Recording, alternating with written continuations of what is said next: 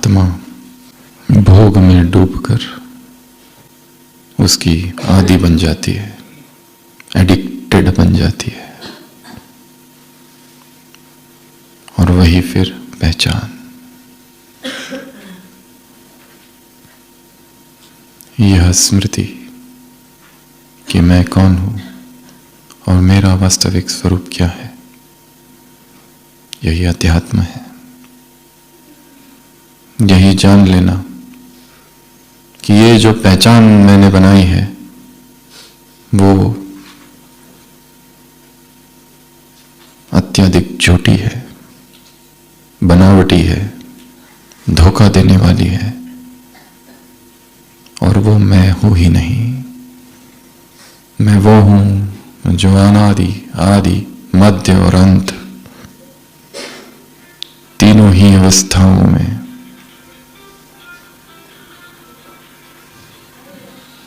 अत्यंत शुद्ध हूं। तीनों ही अवस्थाओं में आत्मा की धुरी पवित्रता है, चारों ही अवस्थाओं में। इसी सत्य को जान लेना, पहचान लेना, स्वीकारना, यही ब्रह्मचर्य की शुरुआत है। पवित्रता आत्मा का तेज है, आंतरिक तेज।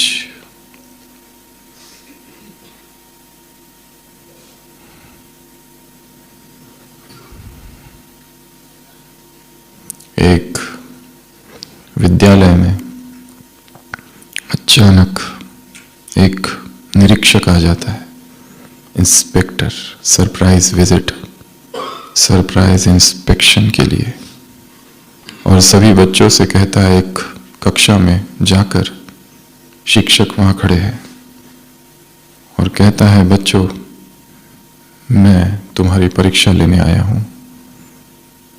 एक सवाल बोर्ड पर लिखता है और कहता है, स्कूल में जो फर्स्ट आया है, सेकंड आया और थर्ड आया है, वो एक एक व्यक्ति आए और इसका उत्तर लिखे।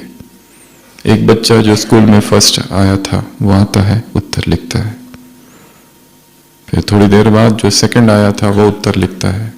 फिर थोड़ी देर बाद जो थर्ड आया था वो उत्तर लिखता है। और वो निरीक्षक देखता है, ये जो तीसरे नंबर में आ रहा है ये तो वही है जो फर्स्ट नंबर में आया था। और उस बच्चे को रोक कर वो पूछता है कि तुम तो वही हो जो फर्स्ट आए थे। वो बच्चा घबरा जाता है और कहता है, हाँ मैं वही हूं। फिर थर्ड वाला कहाँ है? वो कहता है, बाजू के गांव में क्रिकेट की मैच है, वो थर्ड वाला वहां गया है और मुझे कहकर गया है कि मेरे जो भी कार्य होगा तुम करना। ये सुनकर वो निरीक्षक, वो इंस्पेक्टर अत्यंत क्रोधित हो जाता है। ये क्या चल रहा है स्कूल में? नैतिक शिक्षाएं उस बच्चे को देता है, कौन छोड़ता है ऐसा मौका? और फिर स्कूल के शिक्षक की ओर देखता है और कहता है, आपकी कक्षा में ये क्या चल रहा है? धोखा हो रहा है यहां तो। वो शिक्षक कहता है, मुझे कुछ भी पता नहीं, क्योंकि इस कक्षा का जो शिक्षक है वो बाजू के गांव में क्रिकेट की मैच खेलने गया है और मुझे बताकर गया है कि मेरे सारे कार्य तुम करना। ये देखकर वो निरीक्षक अत्यंत दुखी होता है और उसे भी कुछ नैतिक पाठ पढ़ाता है, परंतु जाते हुए कहता है, वो तो ठीक है कि मैं तुम्हारा असली निरीक्षक नहीं हूं। जो रियल इंस्पेक्टर है वो तो बाजू के गांव में क्रिकेट मैच देखने गया है, मैं उसके स्थान पर आया हूं, इसलिए तुम बच गए। ये हर एक झूठी पहचान उड़े चल रहा है जो वो है ही नहीं। आत्मा का मूल स्वभाव क्या है और वो क्या समझकर विचरण कर रही है? आज सुबह की अव्यक्त वाणी। पवित्रता तुम्हारा जन्मसिद्ध अधिकार है। पवित्रता फाउंडेशन है रॉयल्टी का और पर्सनैलिटी का। पवित्रता केवल ब्रह्मचर्य नहीं, ब्रह्मचर्य।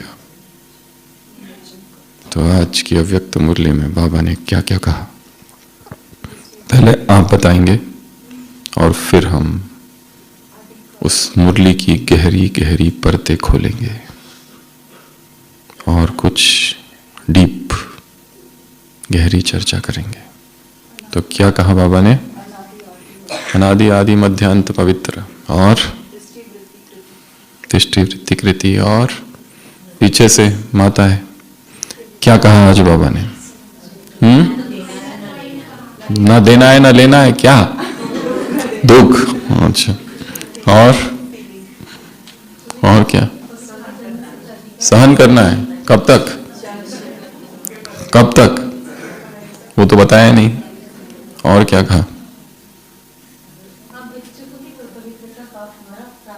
आप बच्चे को भी पवित्रता प्राप्त है बाप द्वारा, और मैं और मेरा, और साथी और साक्षी, और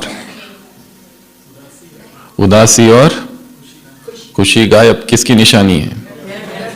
व्यर्थ। यदि जीवन में उदासी लुप्त हो गई है, खुशी गुम हो गई है, और क्या?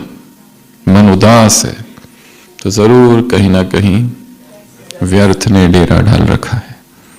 और सकाश। और क्या कहा? याद करो, क्या क्या पॉइंट्स थी? क्या? वृत्ति, दृष्टि और कृति, और संबंध, संपर्क, और चेकिंग करने के लिए कहा। कैसे करो चेकिंग? कौन सा आईना? वो तो बताया नहीं। और बाप को फॉलो करो। किस बात में? जो दुख देने वालों को फॉलो नहीं करना है, बाप को फॉलो करना है। और समान, और मैं और मेरा, और ये मैं उठाता भी है और मैं गिराता भी। मैं दो दिशाओं में बटा हुआ है। और मैं के साथ समान। कौन से समान? शक्तिशाली हूं।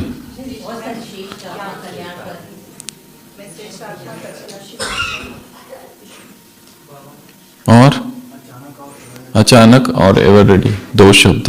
और माइक चाहिए और वारिस चाहिए, ऐसे वक्ता हो जिसकी आवाज में भार हो, ऑथोरिटी हो, प्रैक्टिकल हो, अनुभव हो।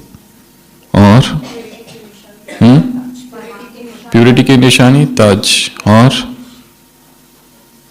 याद करो, ड्रिल।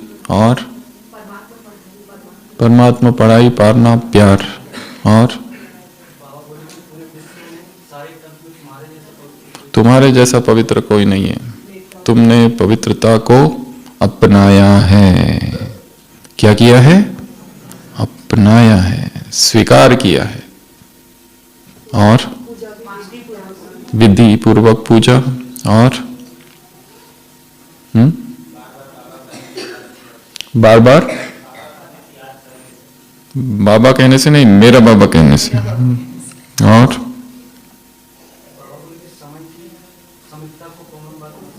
समय की समीपता को कॉमन बात मत समझो। और एक सेकंड में क्या? मन को जहां लगाना चाहो लगाओ। और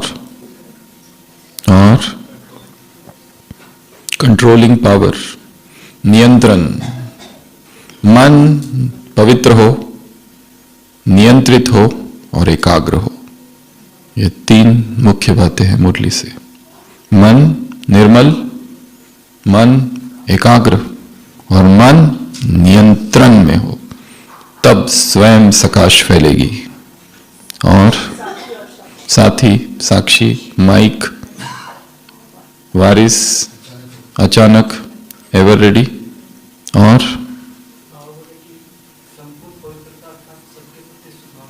सबके प्रति शुभ भावना, शुभकामना। और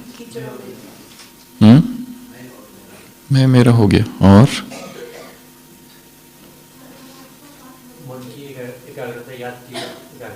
मन की एकाग्रता, याद की एकाग्रता। और हर आत्मा को आत्मा रूप में देखना, दृष्टि। और दुख, इंसल्ट, माइंडफुलनेस। और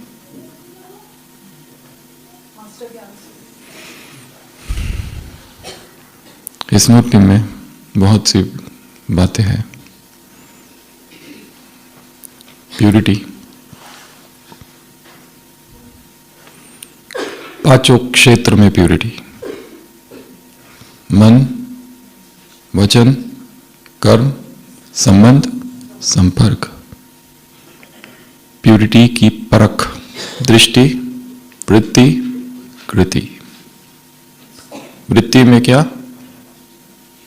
सबके प्रति शुभ भावना। दृष्टि में क्या? आत्मिक भावना। और कृति में क्या? सुख दो, सुख लो। प्यूरिटी से संबंधित सबसे पहली पॉइंट हम लेंगे दृष्टि। एक अव्यक्त मुरली है 27 अप्रैल 1983। 27 अप्रैल 1983। कुमारों से बाबा कह रहे हैं या भाइयों से कह रहे हैं, स्त्री को क्या देखो, नारी को क्या देखो।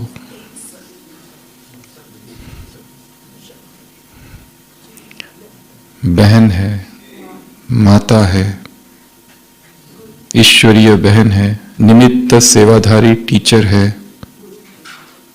इससे भी ऊपर क्या समझो? शिव शक्ति समझो। क्या समझो? शिव शक्ति समझो। क्योंकि भाई बहन के संबंध में भी दृष्टि चंचल होती है।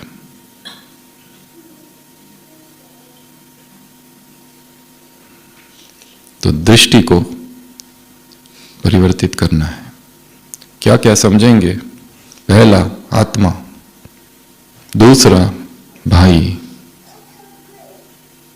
आत्मा भाई, दूसरा ईश्वरीय बहन, तीसरा अवतरित आत्मा है, चौथा देवी है, पांचवा देवी बनने वाली है, छठवा जगत माता है, जगन माता है, टीचर है, शिक्षिका है, फरिश्ता है। और इन सब से भी ऊपर और सबसे शक्तिशाली क्या है? शिव शक्ति है।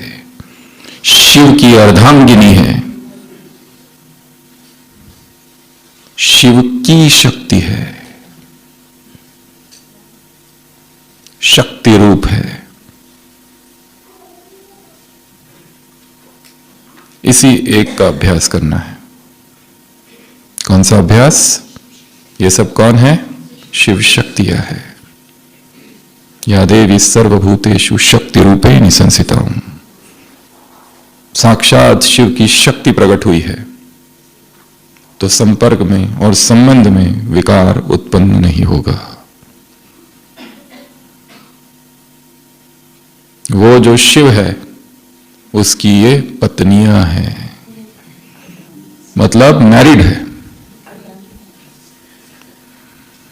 उसी मुरली में बाबा ने कहा है, यदि कोई मंदिर में जाए और देवी के प्रति उसकी वृत्ति चंचल हो जाए तो उसके साथ क्या हाल होता है वो तो जानते ही हो। तो पहला परिवर्तन किसका करना है? दृष्टि का, भावनाओं का, सबकॉन्शियस माइंड में डीप इसे एक बात को क्या करना है? ड्रिल करना है कि ये कौन है? सभी, चाहे कुमारी हो, चाहे कन्या हो, चाहे माता हो, चाहे टीचर हो, चाहे ज्ञान में हो चाहे ज्ञान में ना हो, सभी स्त्रियां जगत माताएं हैं, या बहनें हैं, या आत्माएं हैं, या आत्मा भाई है, या फरिश्ता है, या एक्टर्स है। और सबसे शक्तिशाली क्या है? शिव शक्तियां है, शक्ति है, शक्ति रूपा है, शिव की अर्धांग है, शिव की शिवा है, शिव की शक्ति रूपा है। They all are married to him, अर्थात वो कौन है? मैरिड है।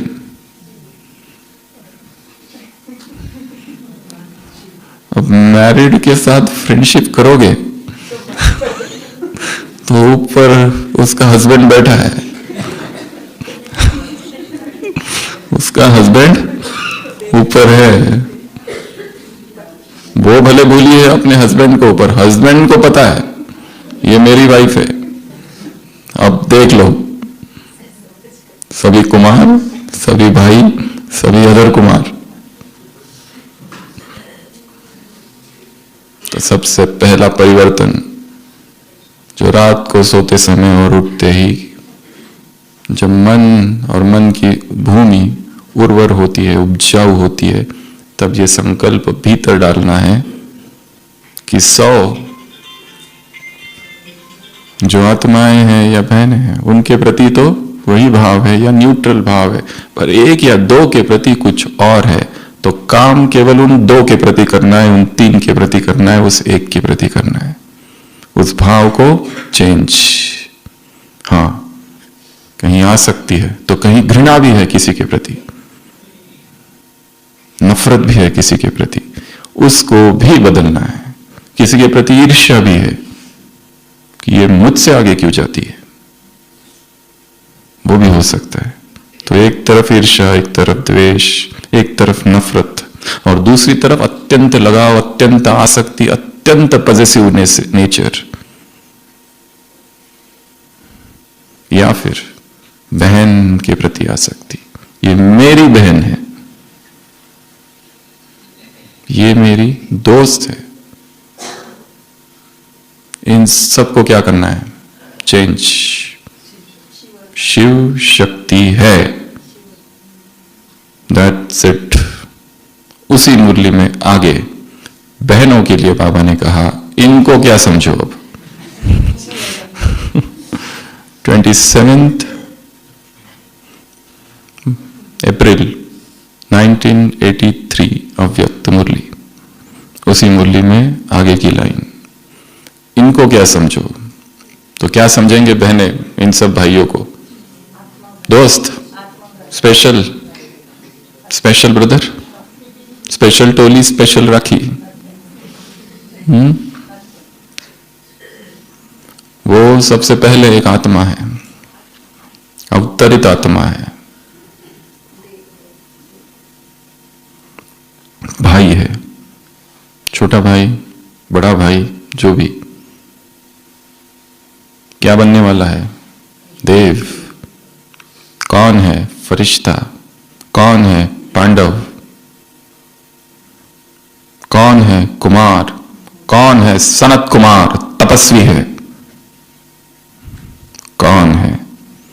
सबसे शक्तिशाली महावीर है। कौन है? महावीर। इसकी तपस्या मुझे भंग नहीं करनी है। यदि हमारी वजह से किसी की तपस्या भंग हो रही है तो जो त्याग करना पड़े करो, किसी रिश्ते को स्वाहा करना पड़े कर दो, और उस आत्मा का कल्याण तुम्हारे हट जाने में ही है।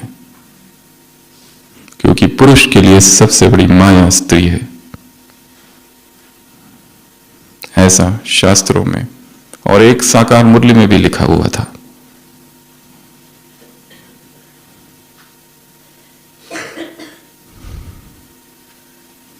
तो सबसे पहला परिवर्तन कौन सा? इस मुरली की सबसे डीपेस्ट बात, दृष्टि, भाव ही को बदल देना है। इस एक मुरली में वरदान था जिसमें कहा था संबंध बीज है, काम उस संबंध पे करो। यदि हमने किसी को अपना दोस्त ही समझ रखा है तो फिर मुश्किल होगा। फ्रेंड ही समझ रखा है, साथी समझ रखा है, साजन सजनी समझ रखा है सबकॉन्शियस में, तो फिर वो उसके लिए बाधा है। उसे मुक्त कर दो, उसे जाने दो अकेला ब्रह्मचर्य के मार्ग में। तो आज की मुरली में क्या कहा? रॉयल्टी और पर्सनैलिटी का आधार क्या है? प्यूरिटी। और जिसने प्यूरिटी को अपना प्राण बना लिया है उसके सिर पर एक अदृश्य ताज चमकता है। इसलिए इस प्यूरिटी के प्रति संपूर्ण समर्पण।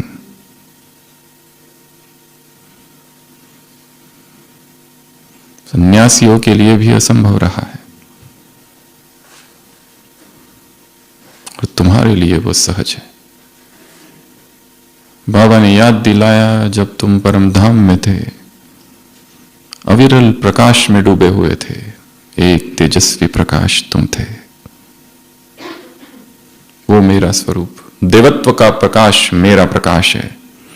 जिस जीवन में कोई संघर्ष नहीं, कोई विकार नहीं, कोई द्वंद्व नहीं, कोई नीचता नहीं, सहज स्वाभाविक कुदरती नेचुरल पवित्रता, वो जो मेरा स्वरूप है। जो भक्त कितने आकर्षित होते हैं उन मंदिरों में, उस मूर्ति के सामने बैठे रहते, घंटों घंटों देखते रहते। ऐसा कौन सा आकर्षण है उन मूर्तियों में? पूर्व जन्म की पवित्रता की छाप उन देवताओं की उन मूर्तियों में झलकती है, और वही झलक, वही प्रकाश भक्तों को आकर्षित करता है। कितने गीत, कितनी कविताएं, कितने अभंग भक्त बनाते हैं उसकी सुंदरता में। उसी को देखते रहते हैं सच्चे भक्त। उन्हें कुछ भी नहीं चाहिए, ना जन्म, न कुछ भी नहीं। जन्म जन्म मुझे केवल तेरा प्यार मिले, केवल तू मिले। इतना प्रेम, अथाह प्रेम, बस तुझको देखता रहूं और कुछ भी नहीं चाहिए। इतना आकर्षण होता है उस मूर्ति में, होता है ना? क्यों? उनके पूर्वजन्म की पवित्रता की छाप उन मूर्तियों में है। किनकी? उन मूर्तियों ने कई जन्मों की जो उनकी पवित्रता है वो उनकी मूर्तियों में दिखाई दे रही है। और संगम पर प्रेम, प्यार, पालना, शिक्षा सब मिला। संगम की पवित्रता, आदि मध्य अंत, अनादि आदि मध्य अंत, चारों ही अवस्थाओं में तुम पवित्र थे। तो सबसे पहली पॉइंट आज की मुरली की बताई, दृष्टि परिवर्तन भाइयों की बहनों के प्रति, और बहनों की दृष्टि परिवर्तन भाइयों के प्रति।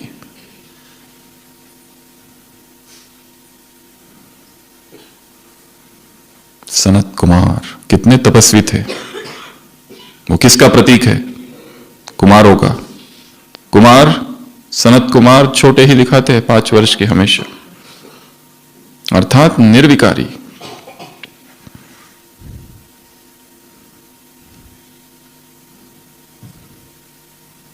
First point.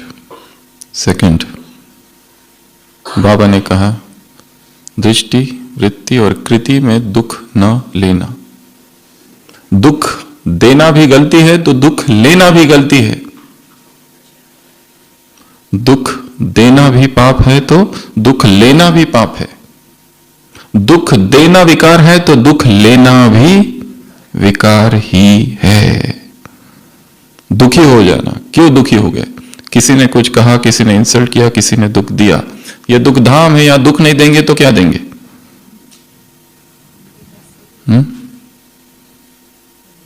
आत्माएं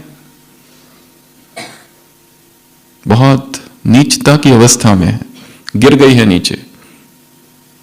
और जो दुखी व्यक्ति होता है उसके सुख का एक ही मार्ग होता है, दूसरों को दुख देना। जो दूसरों को दुख देता है अर्थात भीतर से एक दर्द में जी रहा है, उसके भीतर एक जलन है, एक ईर्ष्या है, एक दर्द है, एक चोट लगी है। उस चोट से वो मुक्त होने के लिए किसी की निंदा करके अपने घाव को सहलाता है। और तुम्हें क्या करना है? मुरली में क्या कहा? फॉलो उसको करना है या बाप को करना है? दुख लेना नहीं है। दुख तो हम किसी को देते नहीं है, परंतु लेते जरूर है और उसको एब्जॉर्ब करते हैं और उसको अंदर जमा करके रखते हैं और फिर व्यर्थ चलता है और फिर उदासी और खालीपन आता है। जब हम देखते हैं हम तो कुछ कर ही नहीं सकते किसका, ना हम किसी के मुख पर पट्टी लगा सकते, ना किसी का व्यवहार बदल सकते हैं और वो दुख देना उनका जारी है। तो मार्ग क्या है? दुखी होते रहे। मुरली में क्या बताया? क्या याद करो? मैं कौन हूं? सहनशीलता की देवी हूं और सहनशीलता का देव हूं। सहनशीलता कमजोरी नहीं है, शक्ति है एक। जब हमें पता है हम सत्य है तो भय सत्य को लगना चाहिए या असत्य को? असत्य भयभीत हो, सत्य को भयभीत होने की आवश्यकता नहीं।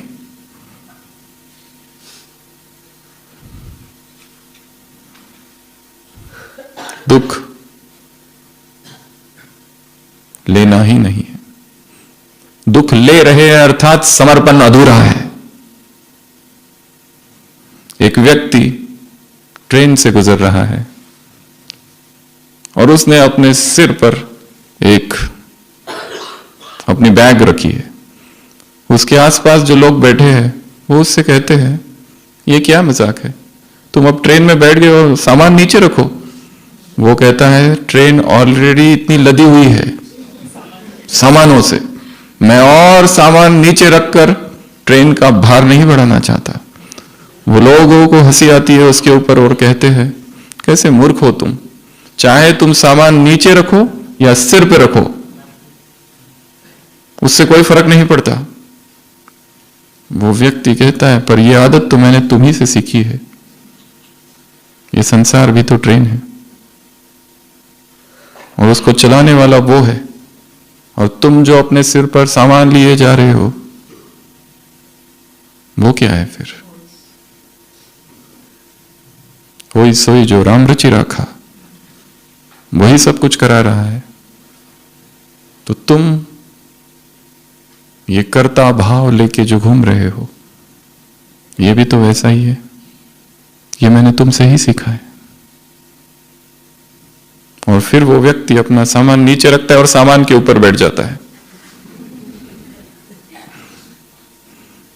इस कर्तापन को गिरा देना ही समर्पण है।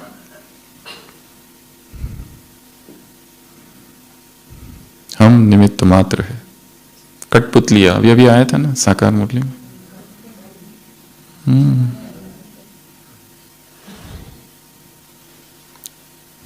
फिर अहंकार कैसा, कौन सी सेवा, कैसी सेवा, मैंने किया, क्या मैंने किया? कुछ भी किया नहीं।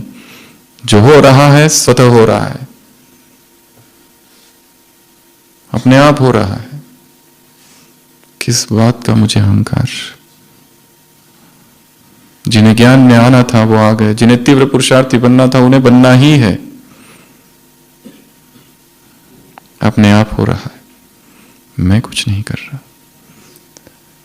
तो क्या सोचो, यदि कोई दुख दे, इंसल्ट करे या कुछ भी करे, तुम अपने समान में रहो, मैं कौन?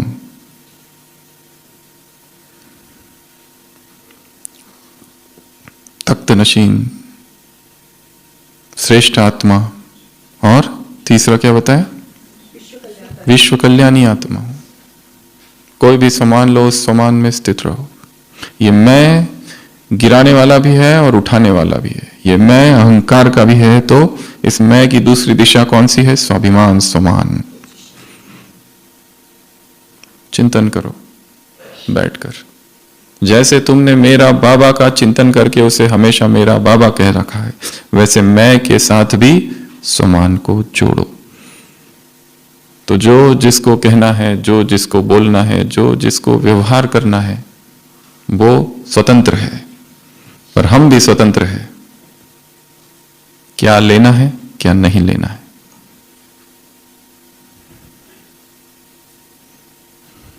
और जो हमारे दुख है जीवन के, उनका कारण जरूर हमने किसी और को ही समझ रखा है, इसकी वजह से, उसकी वजह से, इसकी वजह से, उसकी वजह से।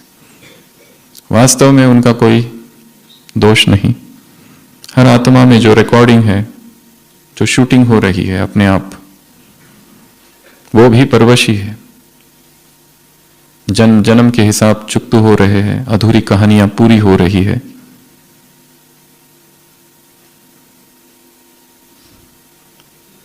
Not a single blow is undeserved. जो चाटा मिला है उसके तुम योग्य थे,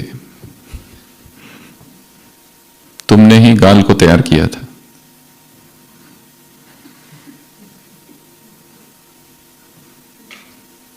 डिजर्व्ड इट। इसलिए जो हो गया वो हो गया, अब क्या करना है, इस वर्तमान में जीना है। और यदि कोई एक व्यक्ति आगे जा सकता है तो सभी आगे जा सकते हैं।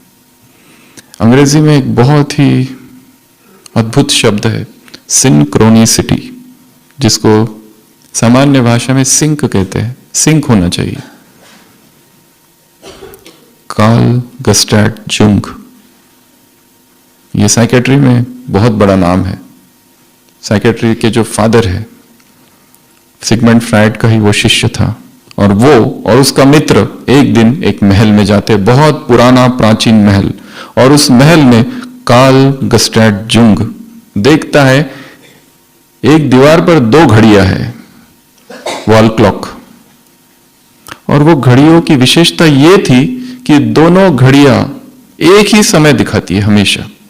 चाहे आप एक घड़ी के कांटे को आगे पीछे कर दो 10-15 मिनट, थोड़ी देर के बाद एक ही समय पर दोनों आ जाती है। उसे आश्चर्य लगा और लोगों को भी आश्चर्य था अब तक, और लोग समझते थे कोई रहस्य है। परंतु जो कार्ल जुंग ने देखा वो कुछ और था। वो सोच में पड़ गया, ये है क्या। वो सोचने लगा ऐसा क्यों होता है। सामान्य था, वो दोनों क्लॉक घड़ियां एक वुडन, एक लकड़े के तख्ते पर थी, और यदि एक घड़ी पीछे कर दी जाए और या आगे कर दी जाए तो अंदर से कंपन उठता था और दूसरी घड़ी तक पहुंचता था, और दूसरी घड़ी फिर इस घड़ी को शायद कुछ कहती थी, और थोड़ी देर के बाद दोनों ही एक हो जाती थी। यह देखकर उसे लगा कि कुछ तो है, और उसने एक नया शब्द ढूंढा। जैसे सिम्फनी या फिर सिंपैथी शब्द है, उसने एक नया शब्द ढूंढा और उसको नाम दिया सिंक्रोनिसिटी। अर्थात हर आत्मा दूसरी आत्मा के साथ जुड़ी हुई है। भले सब अलग अलग आत्मा है, परंतु जड़ों में सब एक है। अर्थात यदि एक आगे जाती है तो उसके साथ जुड़ी हुई आत्माएं अपने आप आगे जाती है। यदि हमारे मन में व्यर्थ संकल्प उठता है तो संसार की सभी आत्माओं के मन में वो संकल्प उठता है और पहुंचता है। हम ऊपर उठते हैं तो हमारे घर के लोग ऊपर उठते हैं, हम नीचे जाते हैं तो हमारे घर के लोग नीचे जाते हैं। जो हमारे निकटतम आत्माएं हैं उनकी स्थिति हमारी स्थिति पर निर्भर है। जो हमारे डिपार्टमेंट की आत्मा है, जिस स्थान पर रहते हैं हम, वो स्थान की आत्मा है। जो ऑफिस की आत्मा है, यदि उससे भी आगे जाओ तो जिस शहर, जिस गांव में हम रहते हैं, वो सब कुछ हम पर निर्भर है।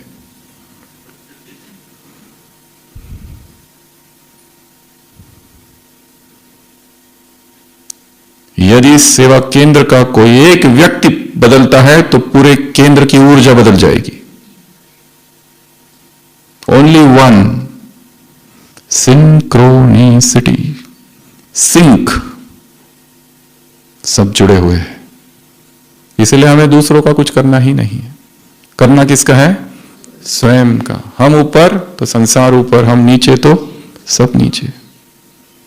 संसार को भी छोड़ो, हमारे इर्द गिर्द जो 10-12 लोग हैं या 2-3 लोग हैं, हमारी स्थिति ऊपर उठते ही उन तक वाइब्रेशंस जाते हैं, उनकी स्थिति भी ऊपर उठ जाती है। हमारी स्थिति मधुबन में आते ही जैसे ऊपर जाती है, वो जो लौकिक वाले दूर बैठे हैं अपने आप उन तक वाइब्रेशंस जाएंगे, और जैसे हम उनके संपर्क में जाते हैं हमारी स्थिति नीचे हो जाती है और उनके वाइब्रेशंस हमको प्रभावित हो जा करते हैं और हम फिर सामान्य से बन जाते हैं, फिर से झगड़े। इसलिए निरंतर सतत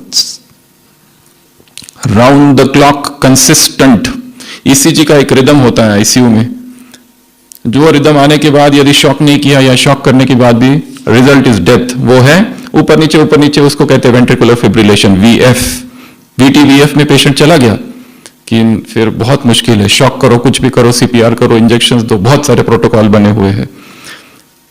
तो हमारे पुरुषार्थ का ग्राफ यदि ऐसा है, ऊपर नीचे अर्थात डेथ अभी होने वाली है, वीएफ में है वेंट्रिकुलर फिब्रिलेशन, अगोनल रिदम आता है फिर, और थोड़ी देर के बाद फ्लैट लाइन गया।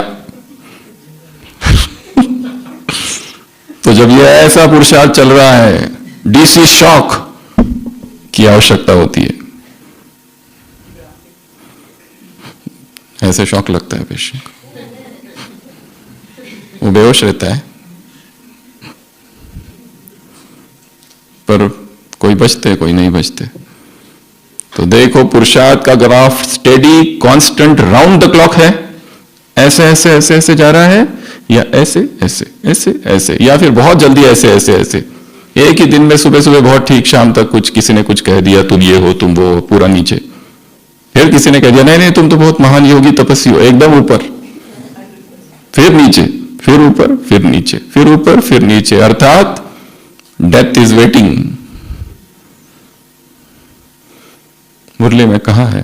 तो दूसरी पॉइंट थी दुख न लेना। ऊपर एक आगे जाता है तो सब आगे जा सकते हैं, एक संपन्न बन सकता है तो सब संपन्न बन सकते हैं। All are linked one universal mind, all are connected in the roots, जड़ों में सब जुड़े हुए हैं। और तीसरी बात इस मुरली से है सकाश। उसके लिए क्या चाहिए? मन की एकाग्रता, मन नियंत्रित। जैसे शुरुआत में हुआ था वैसे स्थापना के समय हुआ था, घर बैठे लोगों को अनुभव हुआ था। जितना मन एकाग्र होगा, जितना पवित्र होगा, एकाग्र होगा और नियंत्रित होगा, क्या कर सकोगे? सकाश। कौन सी सकाश? शांति की, शक्ति की सकाश। कौन सी सकाश? एक जगह कहा शक्तियों की सकाश। और वारिस क्वालिटी में भी बाबा ने कहा, वारिस अर्थात जिसके श्वास, तन, मन, धन, कदम, संकल्प, संपर, और लास्ट लाइन क्या थी? सकाश देने की समर्थी जिसमें है, वो है वारिस। सकाश कोई भी नहीं दे सकता, बहुत पावर चाहिए सकाश देने के लिए, बेहद में चाहिए व्यक्ति। तो शक्तियां फैलाओ। और ड्रिल कौन सी है? एक सेकंड में परमधाम, अनादि स्वरूप, ज्योति बिंदु, उसके साथ जाकर बैठ जाना। और यह अभ्यास बीच बीच में, कई बार दिन में, रात में, जब आँख खुले तब उस निराकारी, निर्विकारी, निरंकारी, अव्यक्त इशारे में भी है कर्मातीत न्यारापन का अनुभव, साक्षीपन का वो अनुभव, साथीपन का अनुभव। तो रोज ये कार्य करना है, किरणें फैलानी है, शक्तियां फैलानी है, देते जाओ तो आत्मा में स्वतः शक्ति भरेगी। अचानक एवर रेडी। ऐसे कैसे? मास्टर ज्ञान सूर्य, बारिश आती है और उस सूर्य क्या करता है? उसी बारिश को भाप बनकर वापस आकाश में भेज देता है। ऐसे मास्टर ज्ञान सूर्य आत्माओं को, ऐसे वारिस क्वालिटी आत्माओं को, ऐसे अचानक और एवर रेडी का पाठ पक्का करने वाली आत्माओं को, ऐसे विश्व कल्याणकारी आत्माओं को, तख्त नशीन आत्माओं को, विश्व कल्याणी श्रेष्ठ आत्माओं को, समान में रहने वाली आत्माओं को, मैं के साथ समान जोड़ने वाली और मेरा के साथ बाबा को जोड़ने वाली आत्माओं को, ऐसे सहनशीलता के देव और सहनशीलता की देवियों को, ऐसे दृष्टि, वृत्ति और कृति में संपूर्ण पवित्रता ही तुम्हारी संपूर्ण जीवन शैली बन जाए। ऐसे प्यूरिटी की पर्सनैलिटी वाली आत्माओं को, प्यूरिटी की रॉयल्टी वाली आत्माओं को, ऐसे समर्थ आत्माओं को, सकाश देने की समर्थी वाली आत्माओं को, ऐसे व्यर्थ से मुक्त आत्माओं को, ऐसे कर्मातीत आत्माओं को, ऐसे न्यारी आत्माओं को, ऐसे निराकारी, निर्विकारी, निर्विकल्प, निर्बंधन आत्माओं को, ऐसे हर कदम, हर श्वास तन मन धन मन वचन कर्म से बाप जो बाप में समाई हुई है, ऐसी आत्माओं को, ऐसे वारिस आत्माओं को, तख्तनशीन आत्माओं को, ऐसे हो गया। और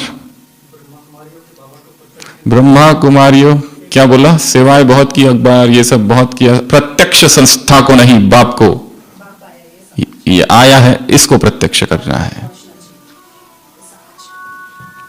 तो ऐसी ढेर सारे समानों वाली आत्माओं को, एकाग्र आत्माओं को, ड्रिल करने वाली आत्माओं को, नियंत्रण कंट्रोलिंग पावर वाली आत्माओं को, साथ ही साक्षी रहने वाली आत्मा को, बाप दादा का याद प्यार, गुड नाइट और नमस्ते।